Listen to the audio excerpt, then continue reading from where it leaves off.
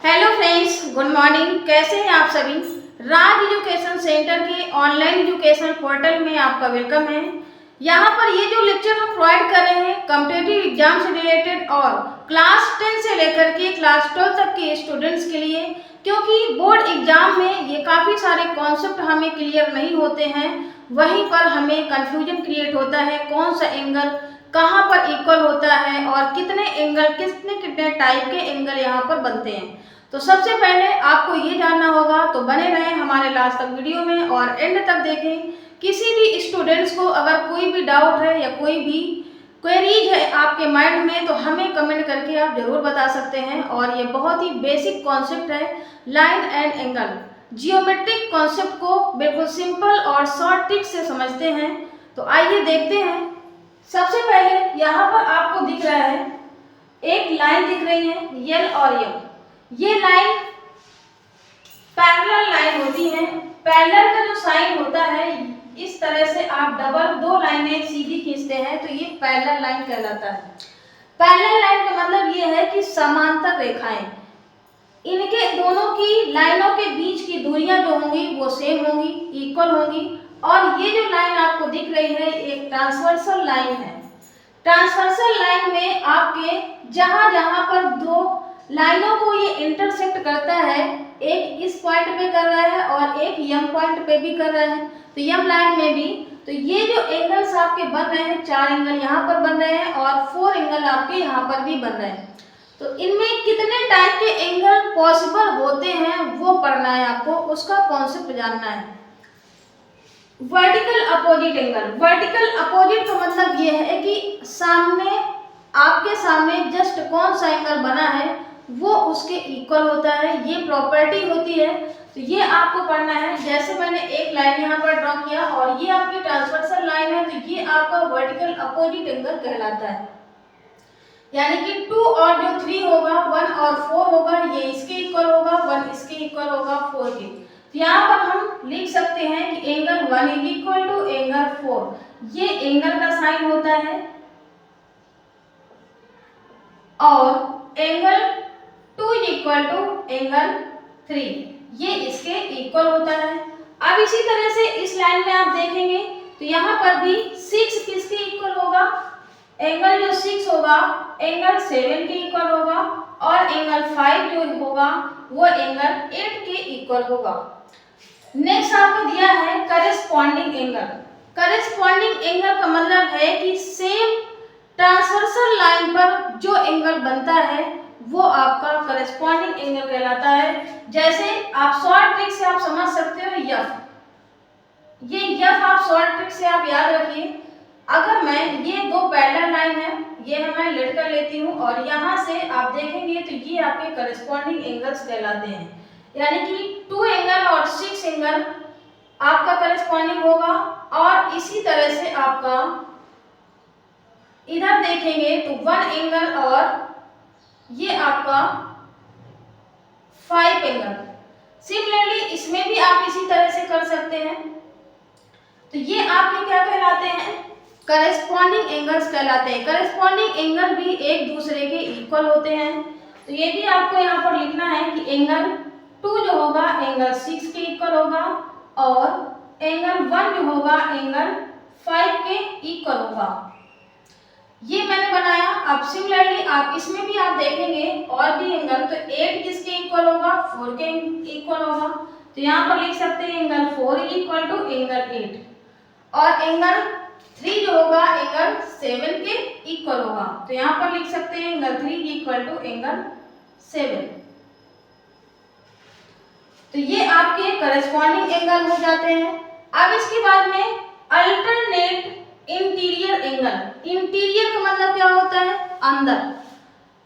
ये जो parallel line है और इन दोनों पैरेलल लाइन के जो अंदर जितने भी इंटीरियर यानी कि अंदर की तरफ जितने भी एंगल बन रहे हैं वो इंटीरियर एंगल कहलाएंगे।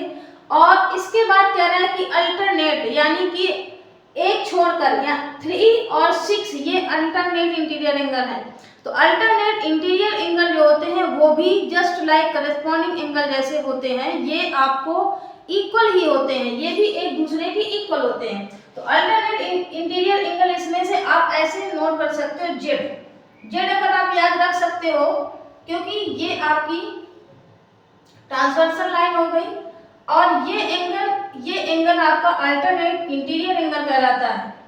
3 और ये आपका 6, यहाँ पर लिखिए angle 3 is equal to angle 6 के इक्वल होगा। और उसके बाद में इस तरफ अगर आप देखते हो तो ये एंगल और ये एंगल आपका इंटीरियर एंगल कहलाएंगे, अल्टरनेट इंटीरियर एंगल।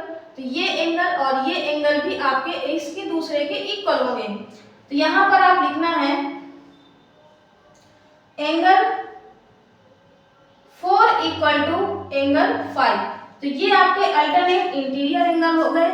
और इसी तरह से आप अल्टरनेट एक्सटीरियर एंगल, एक्सटीरियर का मतलब क्या है, बाहर, इसका मीनिंग ये है कि आप इसी ट्रांसवर्सल लाइन के बाहर की तरफ कौन कौन से एंगल हैं, ये 4 एंगल बन रहे हैं, ये 4 एंगल आपके बन रहे हैं, यानी कि 7 और 8, 1 और 2 ये आपके एक्सटीरियर एंगल होंगे। लेकिन अल्टरनेट कह रहा है तो 1 किसके इक्वल होगा, आपका 8 के इक्वल होगा। तो यहाँ पर आप लिख सकते हो कि angle 1 is equal to angle 8। अब इसके बाद में ये आपका एंगल है 2 एंगल 7 के इक्वल होगा, यहाँ पर लिख सकते हो angle 2 is equal to angle 7। अब नेक्स्ट आपको दिया है linear pair of angle. Linear pair का मीनिंग ये होता है कि जैसे कोई लाइन है और यहाँ पर ये लाइन ऐसे मैंने ड्रा किया है ट्रांसवर्सल लाइन। अब इसमें इस एंगल को और इस एंगल को ऐड अगर कर देते हैं तो क्या 180 के इक्वल हो जाता है। तो इसमें कई प्रकार के एंगल बन रहे हैं। तो देखिए 1 और 2 अगर हम दोनों का सम कर देते हैं तो वो 180 के इक्वल होगा। सिमिलरली 3 और 4 को अगर हम ऐड कर देते हैं तो वो भी 180 के इक्वल होगा। अब इस तरफ देखते हैं ऐसे 1 और 3 अगर हम इनको ऐड कर देते हैं तो वो भी आपका 180 के इक्वल होगा। अब 2 और 4 को अगर हम ऐड कर देते हैं तो वो भी आपका 180 के इक्वल होगा। ये तो मैंने यल वाली लाइन पर निकाला। अब इसमें अगर मुझे निकालना है तो हमें यही काम इसमें भी करना है। तो यहाँ पर भी आपका क्या हो जाएगा, angle 5 plus angle 6 is equal to 180, angle 7 plus angle 8 is equal to 180, angle 6 plus angle 8 is equal to 180 और angle 5 plus angle 7 is equal to 180। तो ये आपके लीनियर पेयर ऑफ एंगल्स, इतने ही इसमें पॉसिबल एंगल हैं जो कि लीनियर पेयर ऑफ एंगल को फॉलो करेंगे। अगला आपका है interior angle of same side transversal. Interior angle of same side transversal, ये दो एंगल सेम साइड ट्रांसवर्सल के भी हैं और इंटीरियर एंगल मैंने अभी बताया है कि ये जो पैरेलल लाइन के जो अंदर बन रहे हैं वो इंटीरियर एंगल कहलाते हैं। और same side of the transversal, इसकी जो प्रॉपर्टी होती है वो 4 और 6 को अगर हम ऐड कर देंगे तो वो 180 के इक्वल हो जाएगा।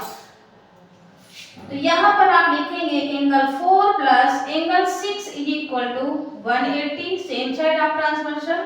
और इसी तरह से 3 प्लस 5 को अगर हम ऐड कर देते हैं एंगल 3 प्लस एंगल 5 तो ये भी आपका ट्रांसवर्सल लाइन के इक्वल हो जाएगा। तो ये कॉन्सेप्ट है आपका जियोमेट्रिक सॉर्टिक्स का, बहुत ही इम्पोर्टेंट है।